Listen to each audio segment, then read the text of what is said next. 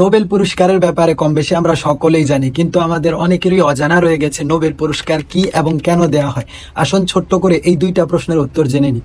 Nobel পুরস্কার হলো 1901 সালে প্রবর্তিত একটি আন্তর্জাতিক পুরস্কার, যা ওই বছর থেকে সারা বিশ্বের বিভিন্ন ব্যক্তি এবং প্রতিষ্ঠানকে তাদের সাফল্য, উদ্ভাবনা এবং তাদের গবেষণা ও মানব কল্যাণমূলক কাজের কারণে দেওয়া হয়ে থাকে। প্রতি বছর 6টি খাতে 6 জন ব্যক্তিকে নোবেল পুরস্কার প্রদান করা হয়ে থাকে। 6টি খাত হলো পদার্থ, রসায়ন, চিকিৎসা, সাহিত্য, শান্তি ও অর্থনীতি।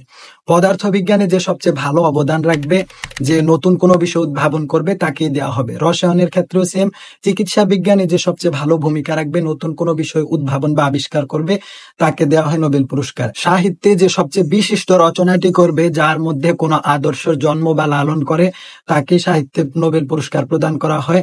এবং শান্তিতে, অর্থাৎ মানব কল্যাণ, মানুষের মাঝে শান্তি সৃষ্টি করার জন্য কেউ কাজ করছে, যেমন কোনো সংগঠন তৈরি করছে, অথবা কোনো দেশের মধ্যে যুদ্ধ লাগার উপক্রম হয়ে গেছে, সেখানে সে সৈন্যবাহিনীকে অপসারণ করলো, এই ধরনের শান্তিমূলক কাজ যারা করবে তাদেরকে মূলত প্রতি বছর একজনকে এই নোবেল পুরস্কারটা প্রদান করা হয়ে থাকে। আর অর্থনীতির বিষয়টা, এটা 1901 সালে প্রবর্তিত হয়নি, এটা প্রবর্তিত হয়েছে 1969 সালে।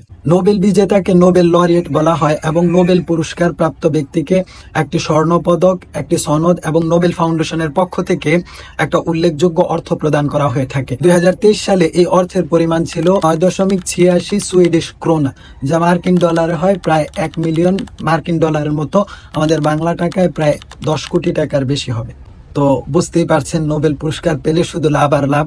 সুতরাং যারা নোবেল পুরস্কার পেতে আগ্রহী, আমার পেজটিকে ফলো করেন, লাইক, কমেন্ট, শেয়ার করেন। আর কিছু বলার নেই। ধন্যবাদ।